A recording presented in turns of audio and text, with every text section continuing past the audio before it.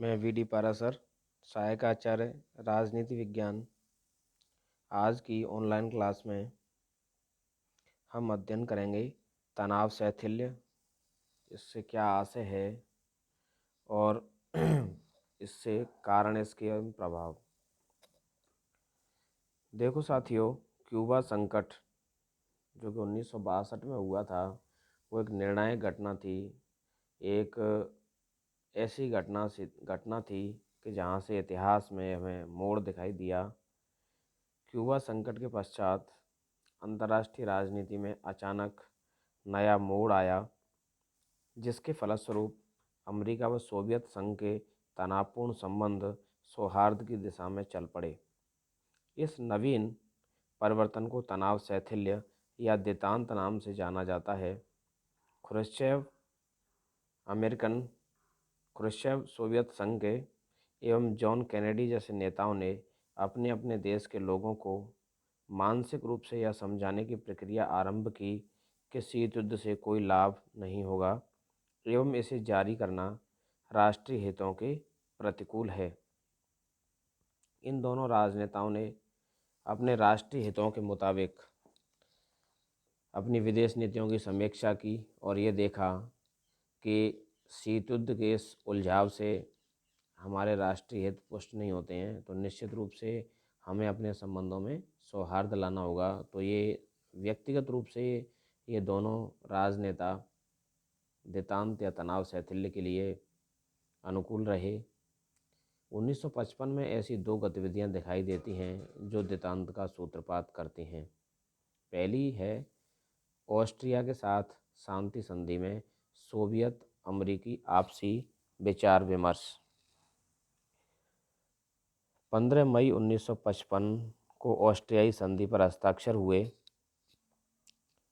एवं ये देखा गया कि शीत युद्ध छिड़ने के बाद पूर्व और पश्चिम के बीच यह पहला शांति समझौता था।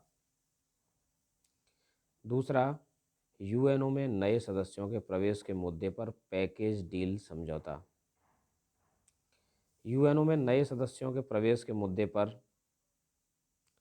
स्थिति ये चल रही थी कि सोवियत संघ और संयुक्त राज्य अमेरिका की रस्साकसी के कारण उनको सदस्यता नहीं मिल पा रही थी। तो दोनों पक्ष इसके लिए सहमत हुए और इस पैकेज डील कार्यक्रम के तहत लगभग 16 राष्ट्रों को यूएनओ की सदस्यता प्रदान की गई थी। इनमें से 4 राष्ट्र सोवियत गुट के समर्थक और 8 गुट निरपेक्ष थे। इसके साथ 1959 में ख्रुश्चेव ने अमेरिका की सद्भावना यात्रा की और कैंप डेविड में राष्ट्रपति आइजनहोवर से विश्व शांति के मामलों पर खुलकर विचार विमर्श किया। पेरिस में भी शिखर सम्मेलन हुआ। हमने देखा 1963 में क्रेमलिन और व्हाइट हाउस के मध्य हॉटलाइन निर्माण किया गया। तो ऐसी तमाम घटनाएं हुई जिन घटनाओं में हमें ये दिखाई दिया कि दोनों जो कि शीत युद्ध के अगुवा हैं कहीं ना कहीं शांति के प्रयास कर रहे हैं, वो ऊब रहे हैं इन घटनाओं से जो शीत युद्ध को बल दे रही हैं। सीडी ब्लेकर ने अपनी पुस्तक अनिच्छुक योद्धा में लिखा है कि दोनों महाशक्तियों के मध्य हितों के संतुलन के फलस्वरूप देतांत ने जन्म लिया।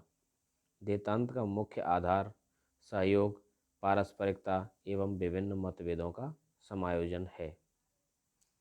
देखो साथियों, देतांत शब्द का इस्तेमाल काफ़ी होता है। तो हम देखते हैं देतांत एक फ्रेंच भाषा का शब्द है जिसका शाब्दिक अर्थ है तनाव में शिथिलता, रिलैक्सेशन ऑफ टेंशंस। अंतर्राष्ट्रीय राजनीति के संदर्भ में देतांत से अभिप्राय सोवियत अमरीकी तनाव में कमी एवं उनमें दिन प्रतिदिन में बढ़ती हुई मित्रता, सहयोग और शांतिपूर्ण सहअस्तित्व की भावना से है। राष्ट्रपति जिमी कार्टर ने 7 जून 1978 को अपने भाषण में कहा कि देतांत का अर्थ राष्ट्रों के बीच तनाव को कम करना है। डॉक्टर जफर इमाम के शब्दों में पश्चिमी दुनिया में जो अर्थ देतांत का है उसे शांतिपूर्ण सहअस्तित्व शब्दों में अभिव्यक्त किया जा सकता है। जॉर्ज एराबाटो मानते हैं कि देतांत अंतर्राष्ट्रीय स्थितियों की नई वास्तविकताओं से समझौता है। देखो विद्यार्थियों, शीत युद्ध जब चल रहा था तो शीत युद्ध के दौर में दोनों शक्तियों के मध्य पूरे विश्व में रस्साकसी देखी जा सकती थी। छोटी से छोटी घटनाओं में दोनों की दिलचस्पी ये बताती है कि दोनों देश एक दूसरे को कम करने के लिए, खुद को बढ़ाने के लिए कितने आतुर थे।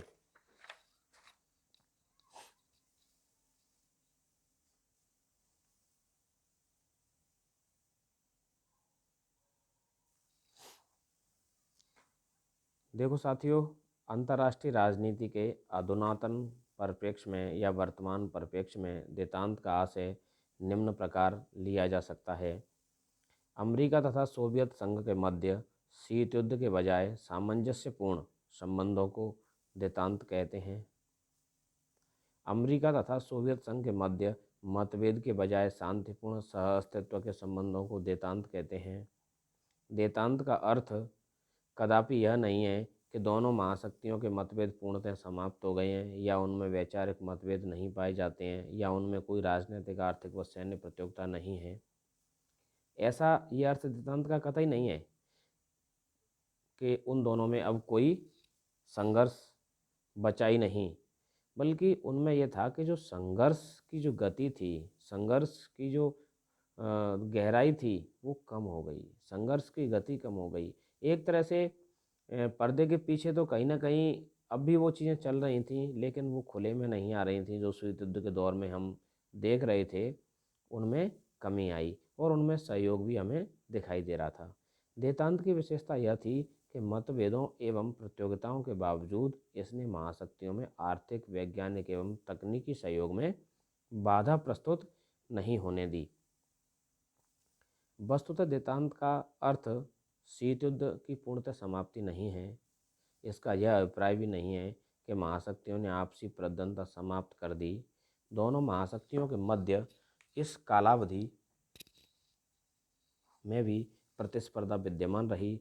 अंतर केवल यह था कि शीत युद्ध काल में जो शक्ति संघर्ष स्पष्ट एवं उग्र था, वह देतांत काल में अस्पष्ट, सहज एवं गुप्त रहा।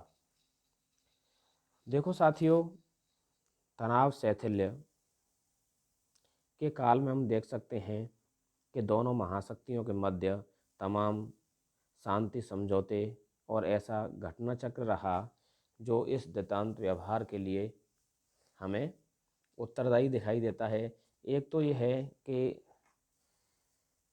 हम ये देखते हैं कि क्लाइमैक्स के बाद डाउन होता है, तो क्यूबा संकट जो शीत युद्ध का चरम बिंदु था, चरमता के बाद शिथिलन ही आती है।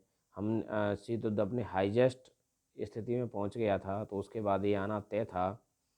तो इन दोनों शक्तियों के मध्य तमाम संधि और समझौते हुए, जिन्होंने शस्त्रीकरण को कम किया, सहयोग को बढ़ावा दिया, जिनमें हम कह सकते हैं पहला समझौता था PTBT, partial test ban treaty.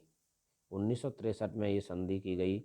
इसके अंतर्गत ये तय किया गया कि जल एवं वायु अंतरिक्ष में परमाणु परीक्षण नहीं किया जाएगा। दूसरा, 1966 में बाह्य आकाश संधि हुई, जिसमें UK, USA, USSR के मध्य अंतरिक्ष में परमाणु बम परीक्षण नहीं किए जाएंगे।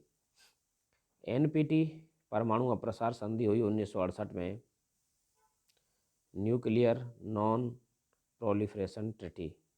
इसमें तय किया गया कि जो 5 परमाणु शक्ति संपन्न राष्ट्र हैं, वो परमाणु तकनीक किसी भी राष्ट्र को नहीं देंगे जिनके पास परमाणु शक्ति नहीं है, एवं परमाणु विहीन राष्ट्र ये प्राप्त करने के लिए प्रयास भी नहीं करेंगे। 1970 में मास्को बोन समझौता हुआ था। उसके बाद सोवियत संघ चीनी मतभेद भी देतांत के लिए जिम्मेदार रहे, क्योंकि सोवियत संघ जहाँ साम्यवादी जगत का नेतृत्व कर रहा था, तो कहीं ना कहीं चीन की भी दिलचस्पी थी कि शक्ति अर्जन करने के बाद मैं साम्यवादी जगत का नेतृत्व करूं। तो देखो, ये तमाम तत्व ऐसे थे, इन्होंने देतांत या तनाव शैथिल्य को बढ़ावा दिया, उसके लिए जिम्मेदार थे। अगली क्लास में हम अध्ययन करेंगे। Thank you.